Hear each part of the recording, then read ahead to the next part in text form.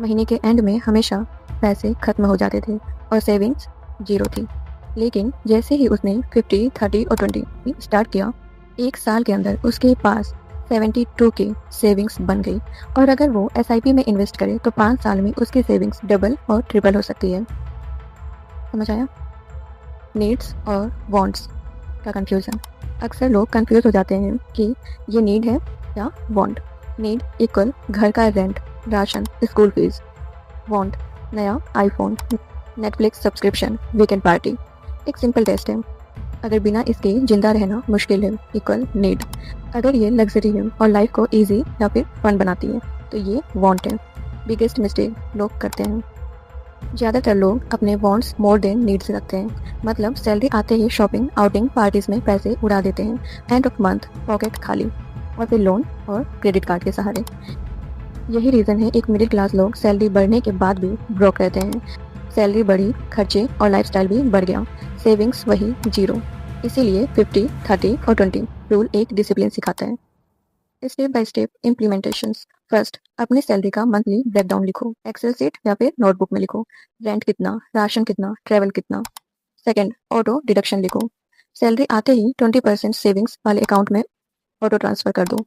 Third, wants के लिए budget बनाओ, मान लो 9K है तो उसी लिमिट में पार्टी, शॉपिंग, मूवीज सब कवर करो। फोर्थ, नीड्स को ऑप्टिमाइज करो, रेंट में शेयरिंग, ट्रैवल में मेट्रो या फिर बस, राशन में स्मार्ट शॉपिंग। तो गाइज, अभी मैंने आपको एक छोटी सैलरी के एग्जांपल से रूल समझाया, लेकिन सोचिए अगर आप 1 लाख, 2 लाख या 5 लाख कमा रहे हो तो कितना बड़ा डिफरेंस बन सकता है। और इसमें कंपाउंडिंग का मैजिक ऐड हो जाए तो लाइफ कितनी अलग हो जाती है, ये हम अगले सेक्शन में समझेंगे। अभी हमने देखा 30K की सैलरी वाले इंसान के लिए 50, 30 और 20 रूल कितना यूजफुल है। लेकिन एक बड़ी गलती लोग यहाँ ये करते हैं, सैलरी बढ़ती है तो खर्चे और लाइफस्टाइल भी बढ़ जाते हैं और सेविंग्स वहीं की वहीं रहती है। इसी को कहते हैं लाइफस्टाइल इन्फ्लेशन। और अगर इसे कंट्रोल ना किया जाए तो सैलरी 30K हो या 3 लाख, एंड रिजल्ट हमेशा जीरो बैलेंस ही होता है। सैलरी ग्रोथ के साथ 50, 30, 20 का मैजिक। सोचिए रवि की सैलरी 30K से बढ़कर 1 लाख हो गई।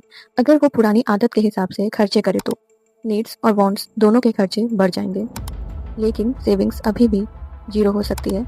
लेकिन अगर वो 50, 30, 20 फॉलो करे तो ब्रेकडाउन होगा, needs equal 50K, wants equal 30K, saving और इन्वेस्टमेंट्स इक्वल 20K। सिर्फ एक साल में उसके पास 2.4 लाख सेविंग्स बन जाएंगी। और अगर उसने 5 साल तक इन्वेस्ट किया तो एसआईपी प्लस कंपाउंडिंग के साथ ये अमाउंट 15 to 20 लाख तक पहुंच सकता है। कंपाउंडिंग का रियल मैजिक। अल्बर्ट आइंस्टीन ने कहा था, compounding is the 8th wonder of the world. जो समझ गया वो कमा लेगा, जो नहीं समझा वो खोएगा।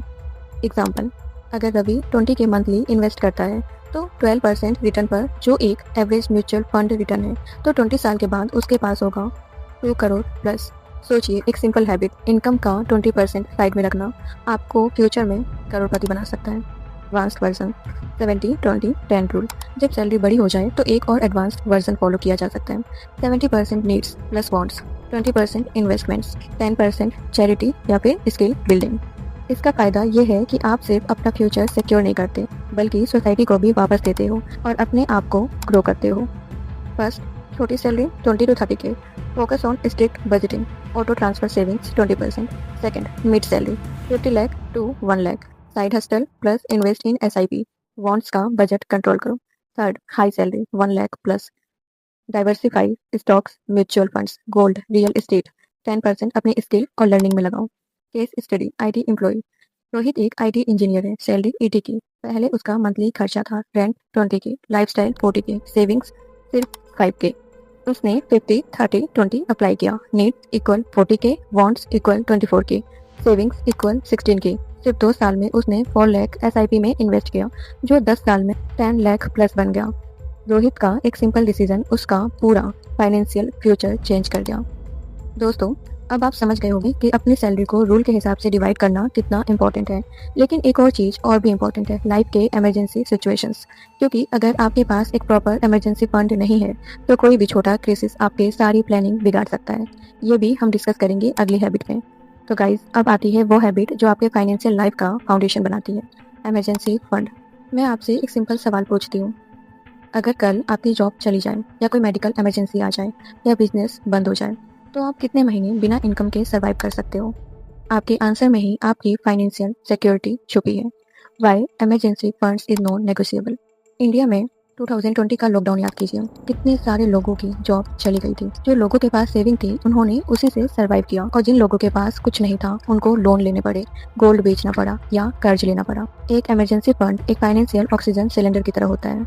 जब तक ऑक्सीजन है आप आराम से अपनी प्रॉब्लम सॉल्व कर सकते हो और जब ऑक्सीजन खत्म हो जाएगा तो फिर panic start. Rule of thumb, कितना इमरजेंसी फंड चाहिए? एक्सपर्ट्स के हिसाब से मिनिमम 3 मंथ्स के नीड, आइडियल इक्वल 6 मंथ के नीड्स, बेस्ट इक्वल 12 मंथ्स के नीड्स।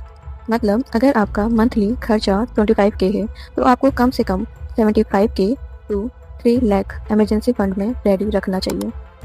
ठीक है, अगर आपको ये वीडियो पसंद आई तो इसे लाइक करें और चैनल को सब्सक्राइब करना ना भूलें। तो ये है सिर्फ अभी फर्स्ट पार्ट, अभी इसका सेकेंड पार्ट भी आएगा।